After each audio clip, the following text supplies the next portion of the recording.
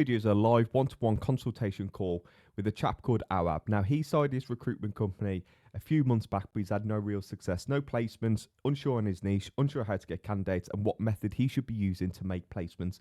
So we're going to cover all of that in this video, including the last 10-15 minutes where he just asked me loads of quick fire questions, which I'm sure all of you have ever wondered about starting a recruitment business or on how to make more placements. So with that said, again, my name's Ryan Reed. I hope you get tons of value. Want to work with me, links in the bio. Catch you in a bit. Most people, especially who you watch online or courses, or if you speak to other recruiters who potentially have worked for another company before, you need to sort of take a completely different approach when you're working as a one-man band and you're just starting out to when you're starting at a company as a recruitment consultant, because they're two completely different things. The approach you need to be taking and the mindset you need to be adopting is of like a sports agent and not a recruiter. So if you think like a football agent, they get one candidate who's like shit hot. All they care about is getting this guy a job, getting him a new club. So they go to him. There's, even if the club says, look, we don't work with you, we only have our in-house scouts, whatever, they're like, not bothered. Do you want this guy or not? So that's the sort of mentality you need to be taking to actually try and make placements, essentially, because you'll run into a lot of problems down the line when you're trying to compete against all these other agencies who have got loads of experience, they've got candidates ready to go, they've been working with companies for years and years. You haven't got that luxury, and you're not going to be able to do it unless you approach it from the mindset of, I'm going to be a sports agent. So I'm just going to pull something up now which will sort of make a lot of sense to you. I'll just share my screen as it pops up. So this is something that I've been building, and I'm going to be doing like my own 3 or 4 hour course on YouTube about it, but I'm going to walk you through it just quickly now. So share this.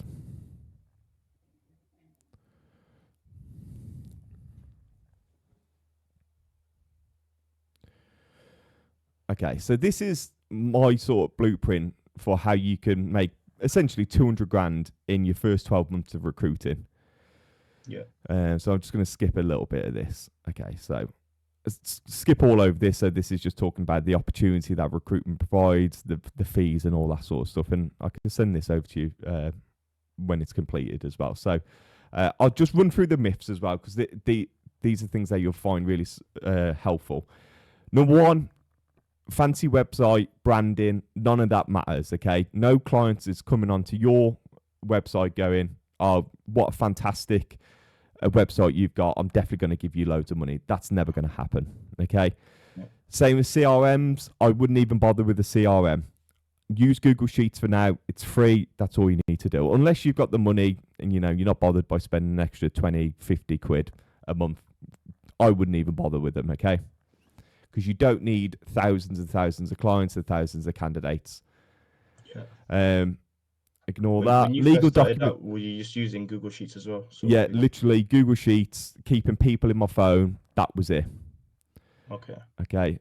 Also, job boards, CV Library, Indeed, things like LinkedIn Recruiter. They're too expensive. You can do without spending the money on that. It's not going to actually make you money, because the thing that you were saying about CV Library, you're getting candidates off there.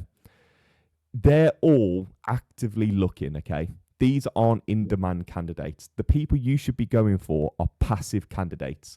People who are at a company right now, they're working away. They're probably, thinking, oh, I wish I could get out of this place. I wish I could get more money. I wish I could move a little bit closer.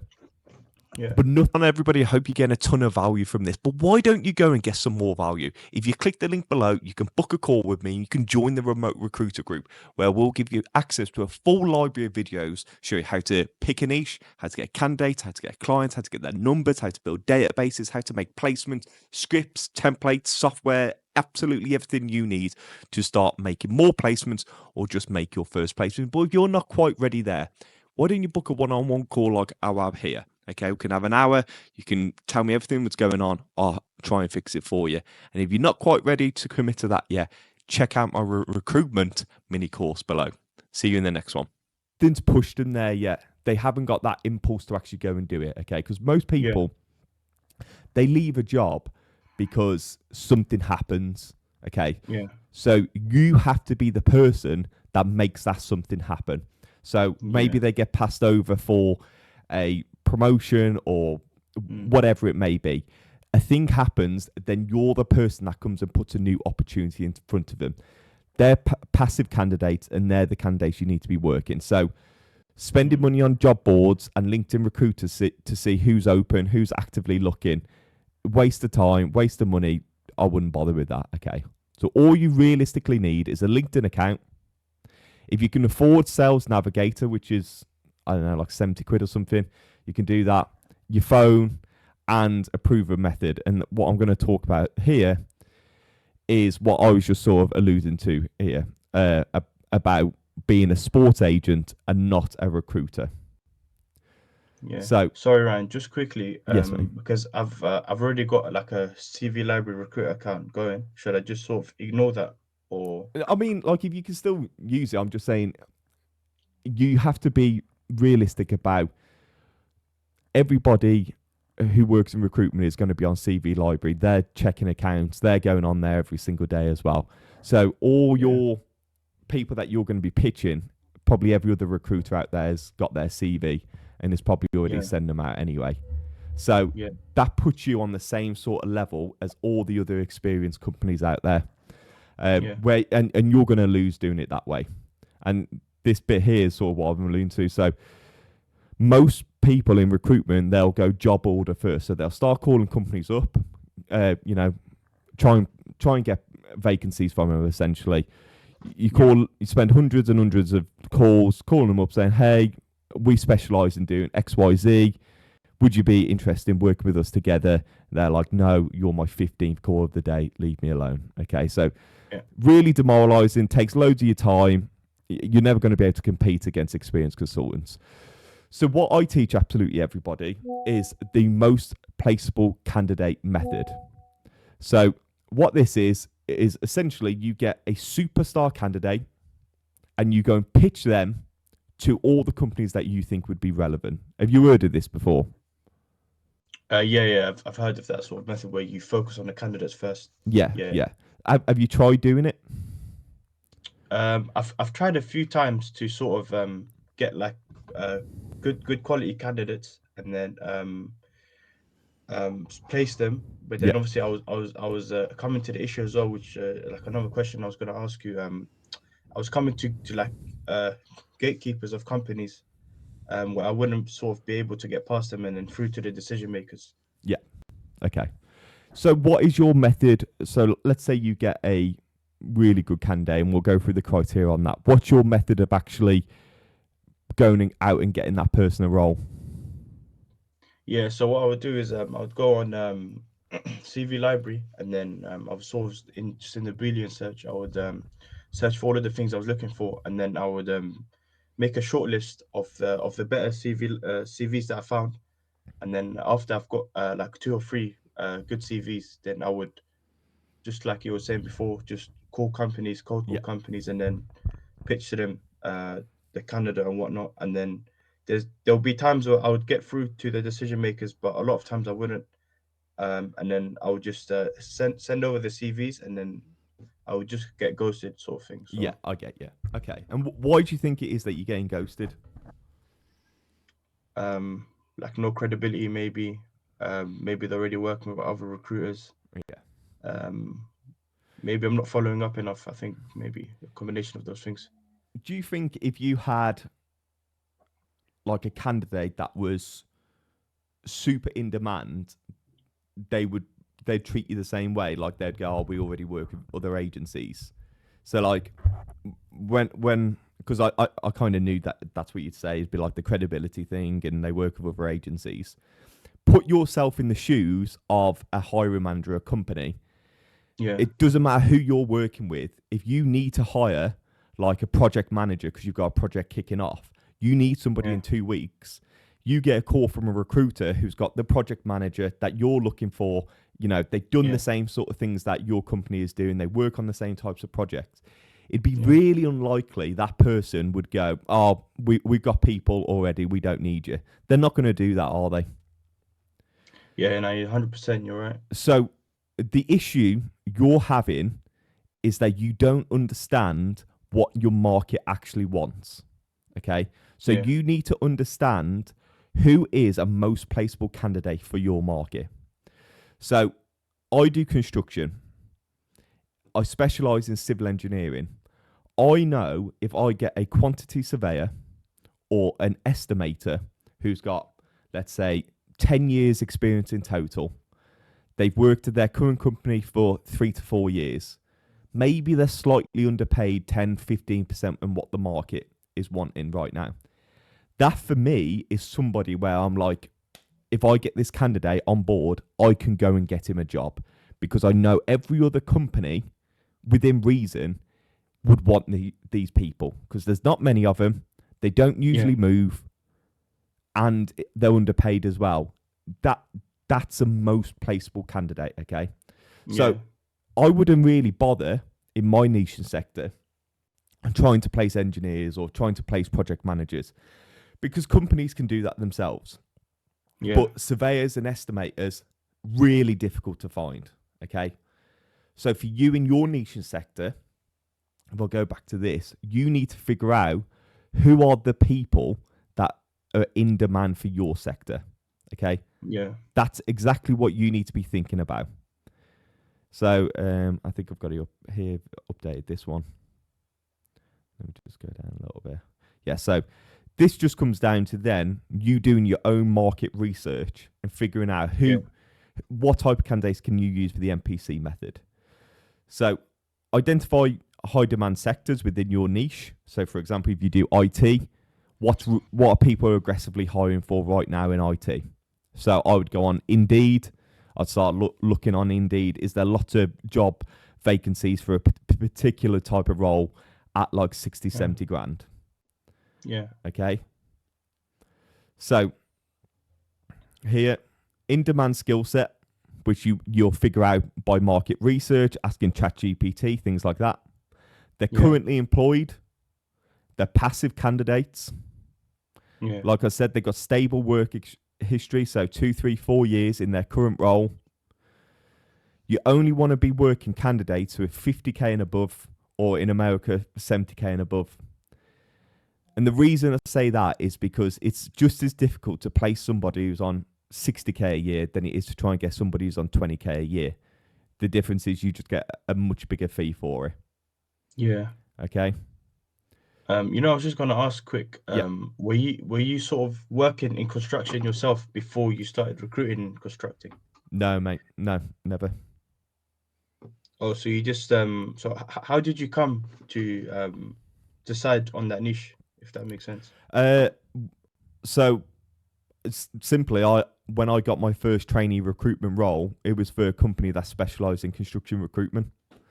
Yeah, That was simply as it. Like I came in and they was like, right, this is the company this is the sector and niche you're working in.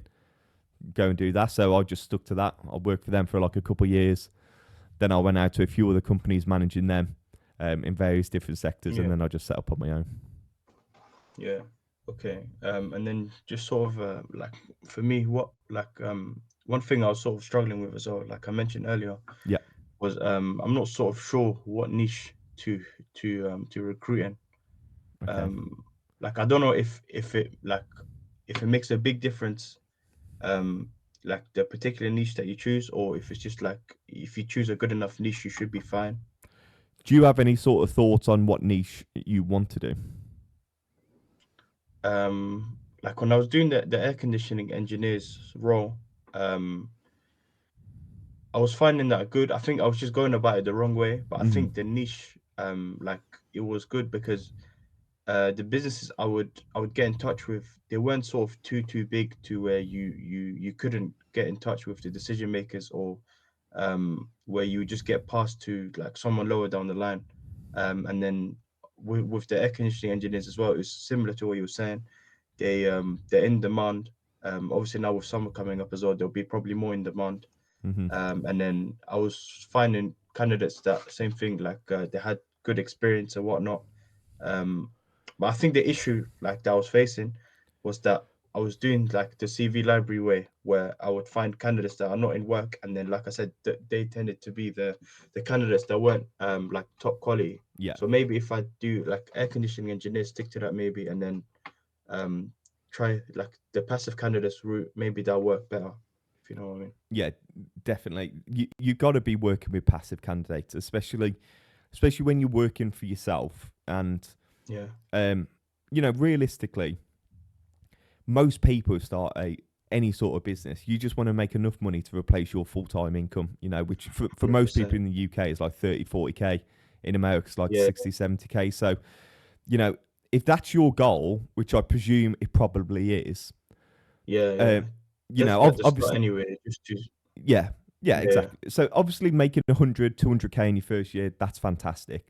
But for most people, 30, 40, 50K. So your goal really is if you work candidates who are 50K and above, you charge 15%, £7,500 per placement. You need 5 placements over the course of 1 year to be able to do this full time, travel the world, do whatever you want. Okay, so 5 yeah, placements, that makes you your 35, 40 grand a year. So, in real terms, all that actually means is you, over the next 12 months, finding 5 candidates who hit that criteria of, 50, 60K, 10 years experience, been doing this 3 or 4 years at their current company. yeah, They're passively looking. You need 5 of those people to make this a full time limit. So the reason I say that is because I think a lot of people get into their head that, oh, I need to do so much work and I need to do so much of this stuff. When in yeah, reality, you need 5 people. That's literally all it is. So you're going to be much better off right now spending a day or two really thinking about, okay, who do I want to work with? What sector and niche do I want to work in?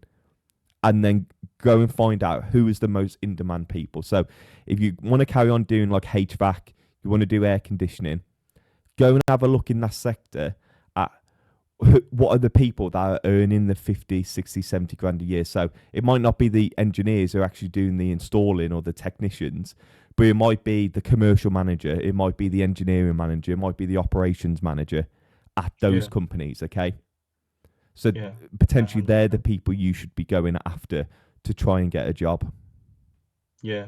Like, do you have any like advice on like picking a niche? Because um, I'm not saying I would change from like the air conditioning engineers, but like if I if I was thinking of changing later, like, do you have any advice for selecting like another niche? Um, to be honest, I think a lot of or you can make money in every single niche. Okay, Yeah, I genuinely don't think it makes any difference whether you do like construction, IT, healthcare, HVAC, whatever it is. Okay, all of these industries are worth billions and billions and billions in recruitment fees. Okay, yeah, I would stick with what you're doing right now, continue doing HVAC, but just try and work on roles that are slightly more in demand. Okay, yeah, that's literally it. It doesn't matter about your niche and sector so much. Like, for example, if you said to me, and I know nothing about HVAC, you said to me, you got to go and do that tomorrow. No problem. Easy. All I would go out and do, go on Indeed, go on LinkedIn, do a little bit of research, find out who's earning that type of money in those positions, go and acquire some of those candidates, and then go and pitch them to all the competitors. That's literally as simple as it gets. That's all you need to know.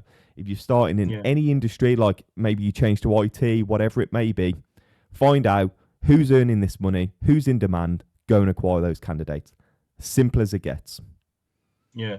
And then typically with passive candidates, are you finding it quite easy to get the to leave their current role and then go to a new job just off of that like 10-15% salary increase? Yeah, so Do they typically go for that?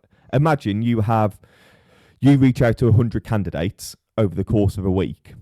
Okay. 95% of them are not looking. Okay. Yeah. 95 people, they're not looking, they're not interested, they're not whatever. 5% of 5 people, they will be passive, whereas they're just basically waiting for somebody to contact them about the right role. They want a pay increase. They want to work remotely.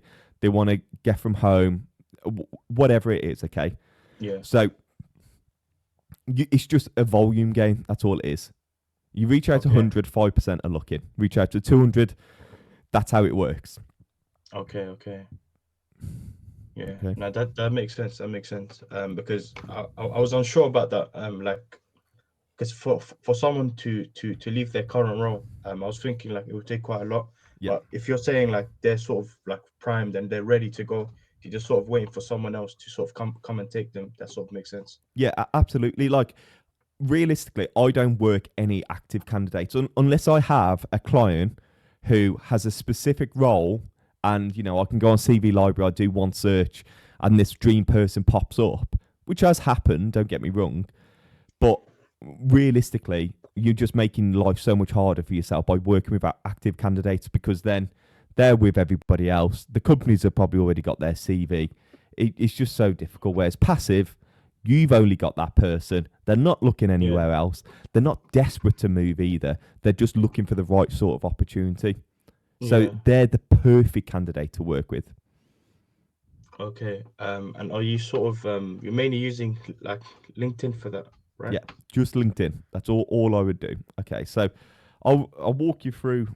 Let me just go a little bit further down here. Go past all this sort of stuff.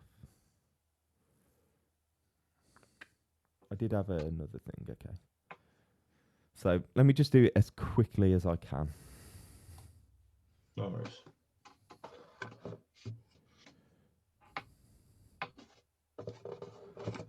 Okay. So this would be my sort of action plan. Let me share this tab instead. Okay, so cool. That come up on Google Docs now, yeah? Yeah. Okay. So, what's going on? So picking a niche, you're going to stick with HVAC, okay? Yeah. You're going to target candidates over 50k a year.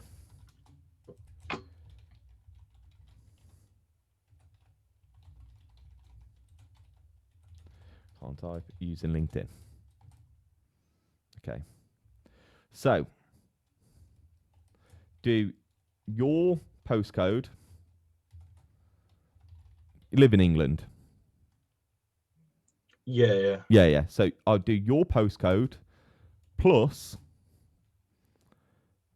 let's say 60 miles. Find every HVAC company in that radius. So let's say that's 100 companies. So that would be your client list then. Yeah. Okay. So all I ever used to do for years and years, and even to this day, really, I'd do my postcode plus 60 miles. Every single civil engineering company who works in that, because there was like 300 of them, that would be my client list. Okay. That's all you need. I didn't need to work nationally. Like, even to this day, I don't really do anything in London or Manchester or anything. It's all just Midlands focused, because there's more than enough work for me to make placements. So 100 companies, they're the people that I want to be reaching out to. Yeah. You know where I live is it's like just outside of London, like 10-minute drive from London. Like it's on the outskirts. Yeah. So when I'm putting in like the 60 miles, a lot of companies in London will sort of pop up, but they're a bit harder to crack. Do you think I should focus on like the other side that pops up of the radio search, like Surrey and Reading and those sort of sites? No, what I would just do is filter. Sorry.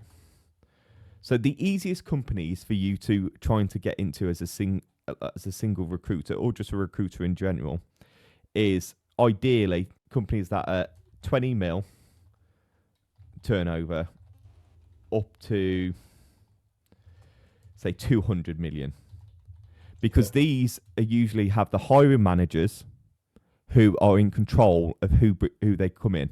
They're the people, like, they usually speak to them directly on the phone. They're still involved in the day-to-day operations. They don't usually have a massive HR team. They probably do have a HR team, but they're actually doing HR functions. They post some job adverts and all that sort of stuff, but it's not usually their function. Once you get past 200 million, you get into real big companies. That's when they have dedicated HR and recruiting teams, which is probably a little bit more difficult for you to get into. Yeah. Okay. So HVAC companies, candidates over 50k a year, passive candidates using LinkedIn. Just finish off doing this. 2 to 3, not like that, in-demand roles. So white-collar positions. Your postcode plus 60 miles, find every HVAC company in that radius. 100 companies, sort of minimum should come up. 20 million to 200 million turnover. Okay, cool. So you're crystal clear on that? Yeah. Okay, cool. So once you get that done, and I know who I'm supposed to be reaching out to. Let's say I'm just going to do commercial manager. Okay, we'll do engineering manager, and we'll do a head of tech or something. Okay. So they're the 3 roles that we're going to be recruiting for. Yeah. Now, you already have your client list. You've got those 100 companies. You've got them all in an Excel folder. You found them on Apollo, whatever it may be. Okay. So you've got your 100 companies. Those 100 companies are the ones that you're going to pull candidates from. So they're going to be your client and your candidate list. Okay. So those 100 companies are client and candidate database. I would then use LinkedIn.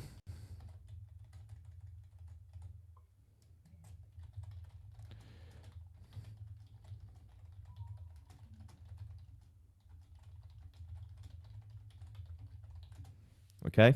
So LinkedIn to connect with everyone in those 3 roles from those companies. So I'd be connecting with commercial manager, engineering manager, head of tech, just like that. Cool? Yeah. So, earlier you mentioned a sales navigator. What is that exactly?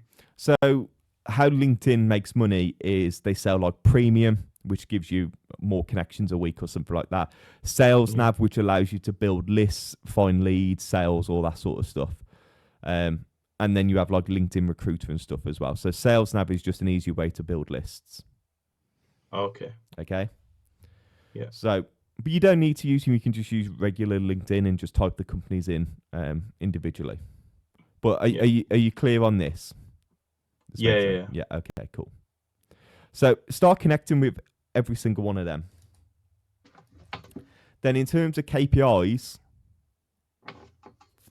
ideally, we're looking to generate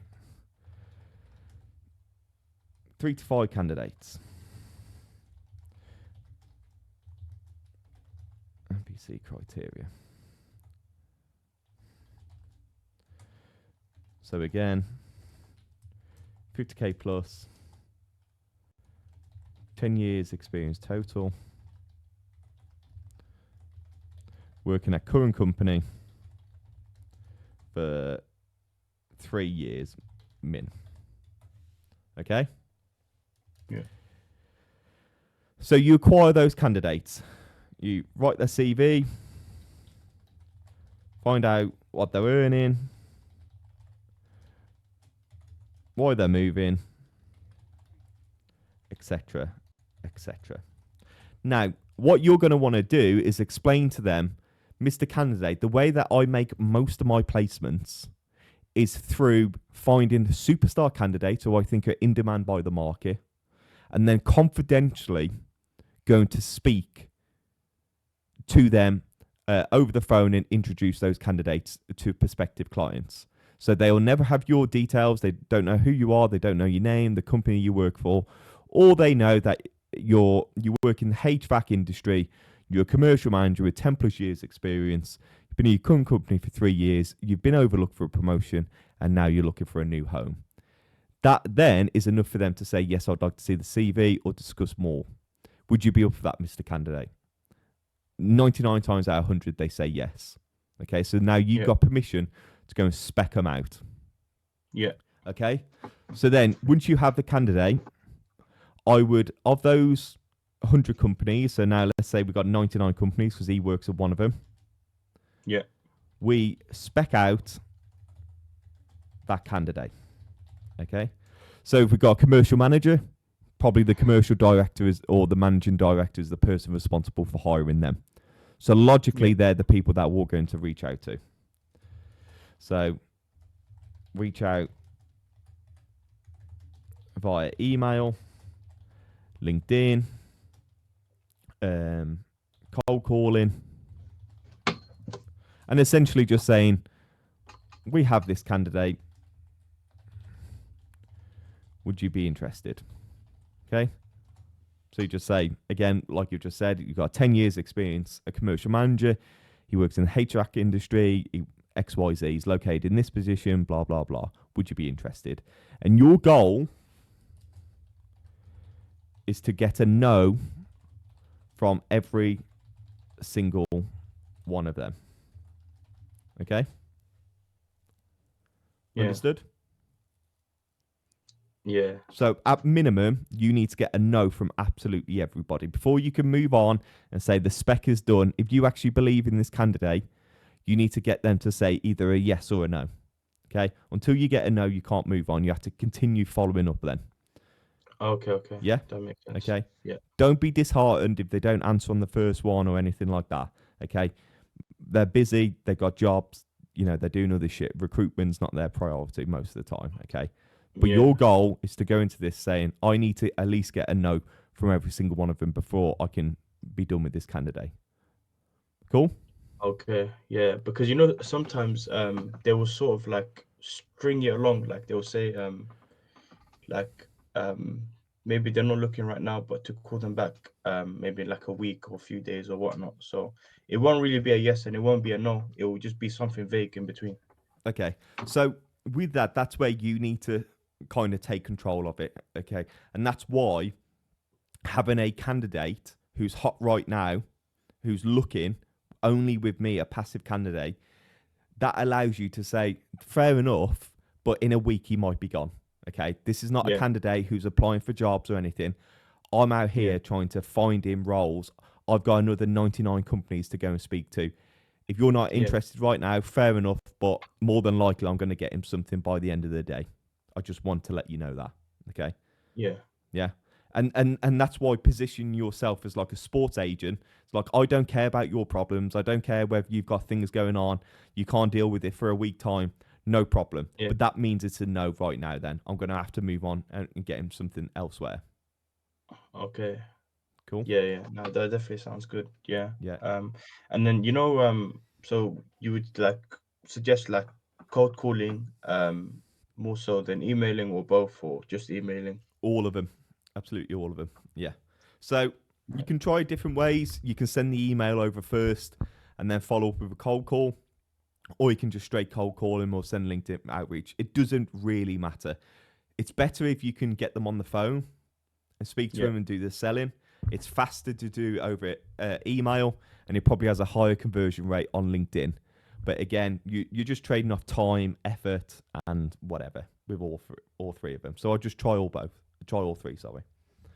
Yeah, in your experience before, when you used to cold call, when you're cold calling now, and you come across like a gatekeeper, what's your sort of tactics to get past them to the decision makers? First of all, I just go direct. I go and get the mobile numbers of the people. I just go and do it directly. So I don't ever really speak to gatekeepers. But the thing with gatekeepers is they only respect authority. They're trained Yeah, to not let recruiters through.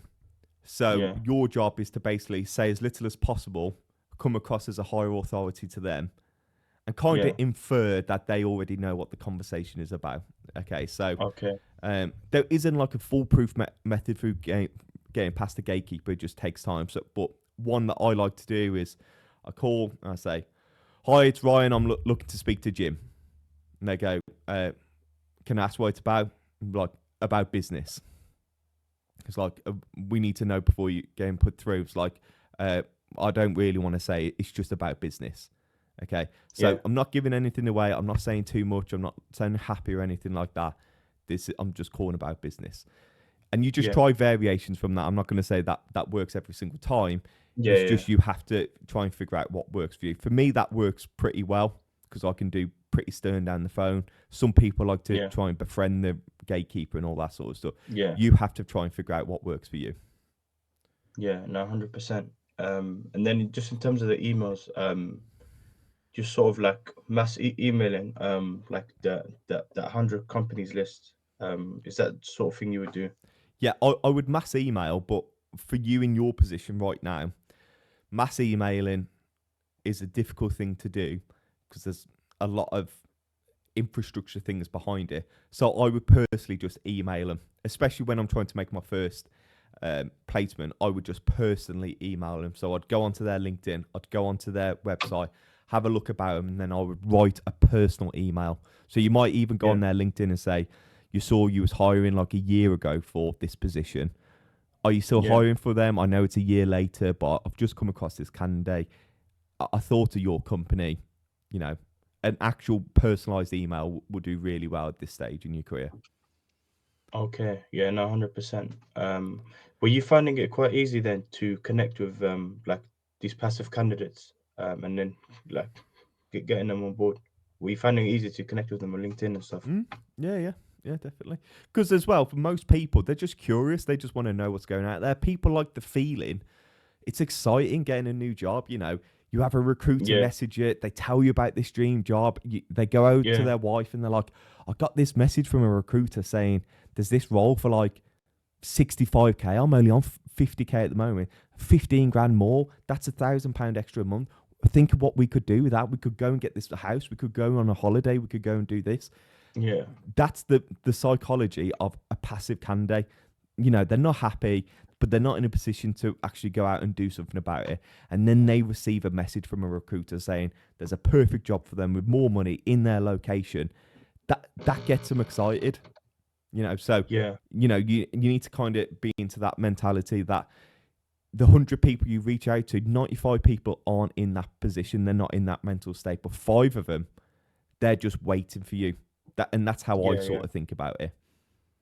Yeah. No, 100%. Obviously, just that five is all we need. Really, we just need Yeah, one. that's literally it. Um, you know, when I'm speaking to the candidates, obviously they'll be looking for like more job details, maybe, or do you just sort of say to them um, like I'll like just keep it vague and then say like when a position comes up, then I'll be able to give you more details, or do you sort of look for like a job title that they could sort of fill and then give them those sort of details? If you like, do you get what I'm trying to say? Yeah, yeah. So essentially, I just tell them exactly the same sort of thing, that I'm like a sports agent slash headhunter. So I go out, and if you say headhunter to candidates as well, they absolutely cream over it because they're like, "Oh my god, I've been headhunted." Okay, Yeah, that's yeah. literally Everyone what. like being sought after. Yeah, Yeah, yeah. They'll be down the pub and it's like, "Oh, I got headhunted for this role." So yeah, just yeah, feed into it. You literally feed into their ego. Okay, yeah, feed yeah, into it, and you're saying to them, "Look, I headhunt um, top level talent in the HVAC industry, and I introduce them to the premium businesses in this area. Now, I'm only working with 3 or 4 candidates right now. I'd like to add you to my candidate list and have confidential conversations with my clients about you. They're not going to know your name. They're not going to know the company that you work for.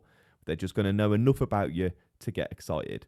Stuff like that, because they're literally going, "Oh my god, like this yeah, is, yeah, bro, I've got someone headhunt me. He's going to go and get me this job, blah blah blah." yeah, You know, you just got to feed into that ego. yeah. No, 100%, 100%. Obviously, like I said, everyone likes to be sought after. So if you take that approach, it should sort of work. Absolutely, absolutely, yeah, yeah. Um, and then just like on a level, like realistically speaking, do you think it's likely to make like a placement in your first month, or do you think it takes a bit longer than that? Uh, I'd say most people who do recruitment for a year or more, they make their first placement within 3 months. I'd say like I think it's. I was actually doing a little bit of research, and I think it's like 80% of people, new recruiters, make a placement in their first 3 months. Realistically, if you want to make a placement in the next month, it all just comes down to the type of candidates that you work with. Okay, because you could today, like you could go out, send some messages on LinkedIn, and you could get a shit hot candidate today, okay, or tomorrow, and you could then go, right, I've got his CV, I know what he's looking for, and then if you spent the next 2 days doing absolutely nothing from 8 o'clock to 6 in the evening, and you just banged out cold call after cold call after cold call, specking this candidate out, more than likely you're going to get some interest for that person if it's a good Yeah. candidate. And then you just repeat that process. You know, on Friday, you get another candidate, and then you spend Monday, Tuesday banging out cold calls constantly. That is literally, if I'm desperate, I need to make money, that's the attitude I'd be approaching. So on a level, it just comes down to how desperate you are to make money. Yeah. So it's just Simple as like that. about volume, how much effort and volume you're putting in, sort of thing. Yeah. When I quit my job, I was on like 70 odd K a year. Okay. I quit my job, I had like no money in the bank.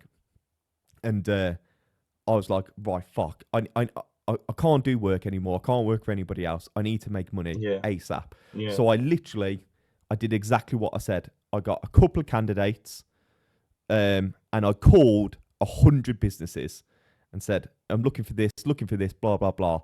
And it was like on the 14th call or something, one of them went, we're not looking for that candidate at the moment, but I am looking for a project manager or contracts manager who specializes in this. Okay. Yeah. So the act of actually trying to get somebody a job, you know, I'm giving value up front. Even if they don't want that person, they're like, oh, you can obviously do this job. And they gave me another vacancy. And then I Yeah. went out again, sent loads of messages on LinkedIn, CV library or whatever it was, and I got somebody. And I made a placement. I made 2 placements within 2 weeks, literally just doing an insane amount of volume because I never wanted to work for anybody ever again. Yeah. Yeah. Now that's sort of the mindset I'm in now. Um, like I just sort of want to, like you said, just make enough money off of this in the beginning, just to sort of like replace my job now, and then from there, obviously, you can look to make more money. But like at the most basic level right now, I'm just looking to sort of like replace my job income, just so I don't have to sort of work a normal job, if you know what I mean. Yeah, no, of course, mate. That is literally the goal. Like everybody will come into the coaching program. You have to obviously say, you know, let's get to 10K a month. Let's make 100 odd, 200 grand a year, because you can do that. But for the majority Yeah. of people, their goal is just not to work for anybody else again, just to make 30, 40, 50K online and go and do whatever you want. Okay. Because that was certainly Yeah. my goal when I first started. And I think that Yeah. there's nothing wrong with just wanting to make that sort of money. So my advice would be for you is go and do, just lock in for 2 months. Okay. It's recruitment really isn't that difficult. You get a candidate, you go and tell enough people about it. They're not interested in that one, go and do it with another candidate. You do that day in, day out for 2 months. You'll probably already make your 30, 40K. Yeah. No, 100%, man. Mm. Obviously, it's very promising to hear, because it just sort of depends on the person's commitment and their effort level. That's sort of another aspect I like of recruitment. Your success is very dependent on what you sort of do. You know what I mean? Yeah, There's no exactly. things to chance. Yeah, yeah, 100%, mate. 100%. That's all it comes down to the end of the day. It's just how much are you willing to sacrifice in it. That's all it is. yeah. Cool. Um, Any other questions, things for me? yeah. I'm just looking through now because I've prepared some questions before, but we've touched on a lot of these topics. So just have a look. Just want to double check, make sure I haven't got cool. Cool. Yeah. So just got a couple of questions for you. So what's your typical structure when you're reaching out to candidates that helps you get like responses? Is it just that thing of what you're saying of like playing to their ego and then telling them you're like a headhunter or whatnot, like that sort of approach, just Yeah, yeah, doing yeah. that. So all my candidates, passive candidates, come from LinkedIn. So my sort of strategy when I'm actively trying to recruit candidates is I'd post job adverts on LinkedIn, you know, Yeah, uh, quantity surveyor, 60, 70K, like a real attractive job opportunity. And then I would yeah, reach out to people who are, are surveyors in that area. So then what they'll do is they'll receive a message from me saying, hey, I'm looking to speak to quantity surveyors for this type of role or with this experience. I know you're not probably looking right now, but it'd be good to just connect over the phone or something like that. It really doesn't yeah, matter. Like, try loads of different things. And, you yeah, don't have to be super professional. It's just LinkedIn. They're just normal yeah, people. Just approach them like a normal person. Don't overthink it, okay? yeah, yeah, Then what they'll do, they'll receive the message for you. They'll go on LinkedIn on your page. They'll see you just posted this job advert. Then they'll get on the phone with you. You find out about them. What are they doing right now? Are they interested in looking? You tell them you're a headhunter. This is how it works, and you go from there. okay. And then my other question was like, what sort of the main mistakes you see like recruiters make, even those that are sort of following your sort of method? What's the like main mistakes that you see people make? You don't not enough volume, not enough volume. That's the same problem over and over and over again.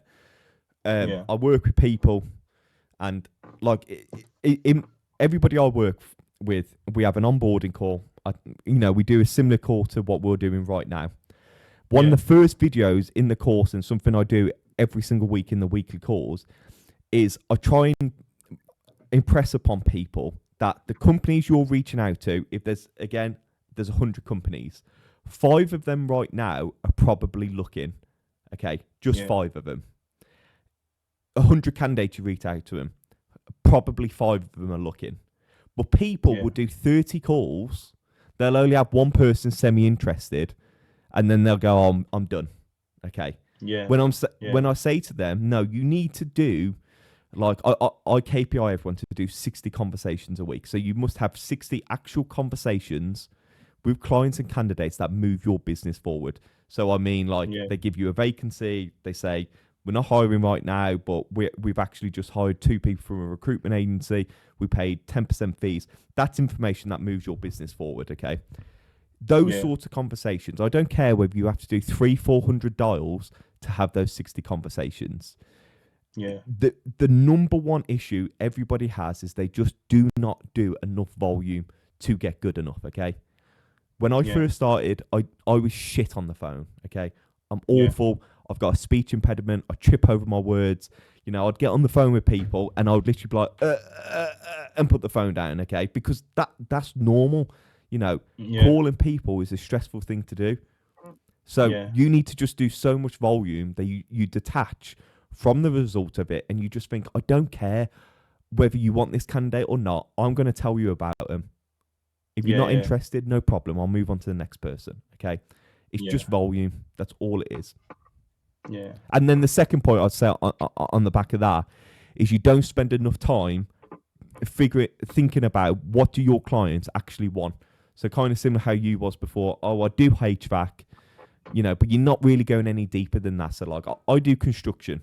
Okay. I do civil engineering. I do groundworks, and then I do residential groundworks. Okay.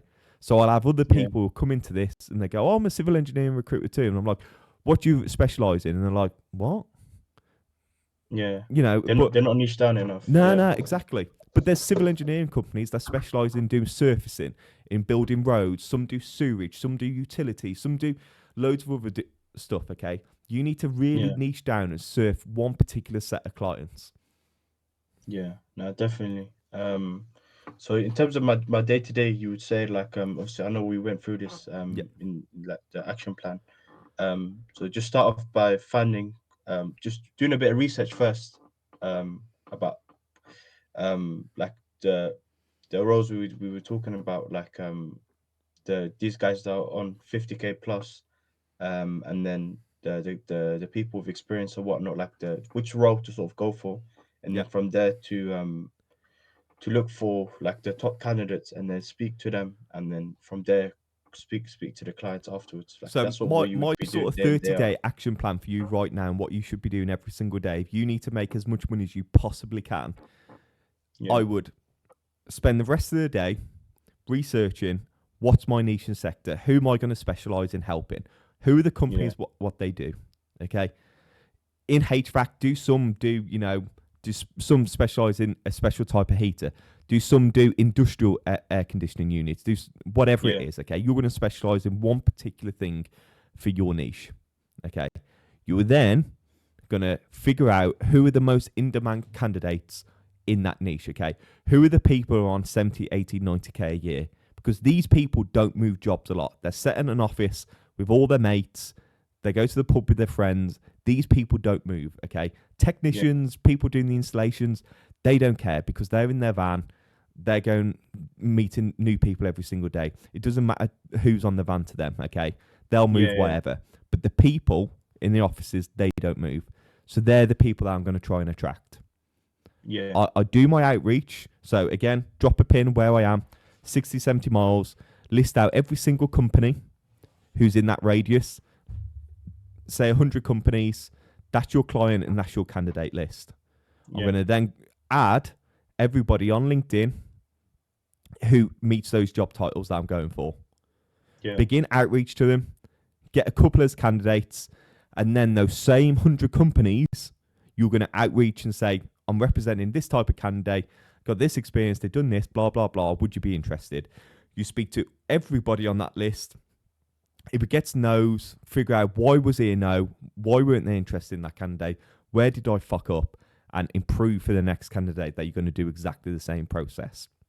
yeah, By the end of today, you should fully know who you're going to be reaching out to. You should know yeah, the types of companies that you should be reaching out to. yeah, In my opinion, you should spend all day until like 10, 11 o'clock doing this, okay? Figure out, this is who I serve. These are the types of candidates that I want. This is the client list. This is the candidate list. This is who I'm going to go after. You yeah, then start sending shitloads of outreach, okay, to those candidates for the yeah, rest of the week. You get on the phone with lots and lots of candidates. You start speaking to them, get their CVs. By yeah, Monday, you should be in a position, hopefully, where you've got one CV minimum. Okay, you continue outreach on LinkedIn to candidates, get a few more. But by Tuesday, you should have at least that one candidate, other stuff going on, and then I'd be on the phone making cold calls, sending emails to clients. Okay. By the end of yeah, next week, you could be in a position where you've got a couple of interviews, people know your name, you've connected with some clients, you might even have a face to face meeting. If you yeah. really want this and you put in the effort, that's how quickly things can move. Okay. And in terms of like the face-to-face meetings, is that something that like happens regularly, or is that Yeah, sometimes? if you can go to a face-to-face meeting, even if it costs you half a day, you have to go and drive for 2 hours to get there, 3 hours. It's so worth it, so worth it. Because again, if we're trying to make 5 placements a year, we get one company that hires 10 people a year. Well, we only need to fill, 2 or 3 of Apply for them, the and we're position. Yeah. halfway to doing our quota. Yeah, yeah. No, 100%. Um, yeah, no, all of this sounds great, man. Obviously, like before, I came across your stuff. I was just like doing what you're saying not to do. Like, you know what I mean? Just Yeah, going down the CV library route, looking for candidates that are out of work, and then I was just facing the same issue every time where the candidates that are not in work, they're not good quality candidates, so the clients wouldn't even really want them. So it would be a situation where I'm struggling to even like get the client to care about the candidate because the candidate yeah, is not of a good standard, you know what I mean? And then um I wouldn't find anyone that's like already in work that's looking to move on CV library as well. Like that's what I think. Like it's really good that I did this call because now obviously my whole approach is going to change. And I'm doing sort of different things to what everyone else is doing. You know yeah, what I yeah, mean? yeah. 95% of recruiters just work the way that I was speaking before. They try and get a job Yeah, from a client and then try and fill them. They'll send 2 or 3 candidates across. If they don't work, they move on to the next job. Okay, this is why companies get so frustrated with recruiters, because Yeah. and this is how I sell retainers, because they always have this stress that, oh, I give recruiters a job, they send 2 candidates across, we didn't like them, and then we never hear from them again. But they don't Yeah. realize when you work for a company, the company that you're working for is giving you like 10, 15 vacancies to try and work. They've got all these clients that they want to serve, so they can only spend a certain amount of time on each job role, Yeah. Yeah. whereas you're completely different. Yeah. Yeah. I think the analogy you gave of like the sports agent, I think that's like Yeah, very fitting. Like it makes sense, sort of thing, where you just focus on like 2 or 3 really good candidates, and then obviously from there the clients they would be interested anyway. yeah, yeah, 100%, mate, 100%. So yeah, hopefully you can make a placement as soon as possible, and then you can come and work with me full time on the course. Yeah, hopefully, man. Yeah, I can't lie. I'm gonna lock in. Like, I'm really trying to make a placement because obviously before, when I was doing the other way, I was getting frustrated, and then that's sort of the reason why I would be starting and stopping Mm-hmm. because I would think like this doesn't make sense. Like all of these candidates, they're not good quality candidates, and Yeah, then when I'm calling the clients, it's just sort of not working out, and then the frustration just leads to me stopping and then starting again after a while. You know what I mean? But now with this new method, I think if I just lock in, like you said, for 2 months, like just do crazy volume, then like you said, 100%, I should make a placement, and then from there, there's no reason why I can't sort of join your course or like another sort of hundred group that you percent, mate. got going on. 100%. Remember, just the goal: 30, 40K a year. That's 5 placements. You can do that. You can literally pure zero skill, zero knowledge. You can just fucking skull fuck this. I promise you. Yeah, You can just dumb luck your way there by just making so many calls, specking so many candidates that it would be unreasonable for you not to make placements. I promise you, if you lock in yeah. for 2 months, you'll make some placements.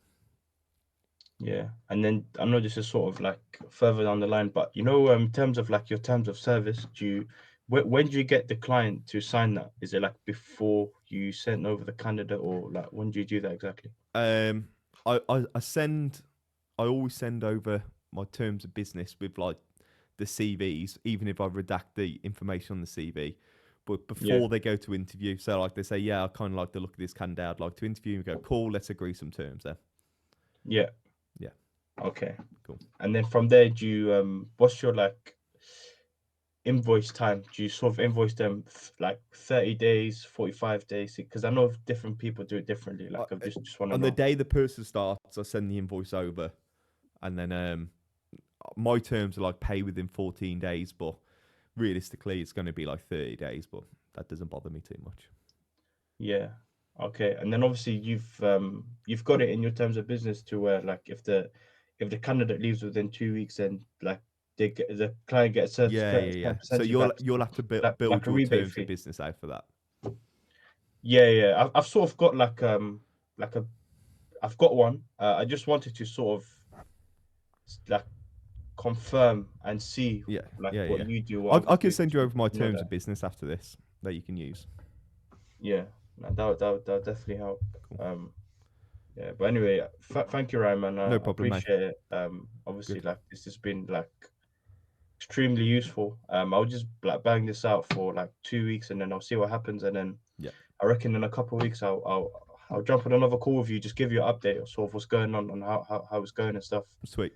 And then we can go from there. Sounds good, mate. Well, best of luck. Keep me updated. Let me know what's going on, and hope to hear from you when you made loads of placements. Okay. I just quickly, are you gonna be able to send me that PDF that like we were on before, Yeah, and yeah, I then will do. It's not finished yet. I still need to do a few things to it, but I should be finished in like a day or two. I'll send you over to you.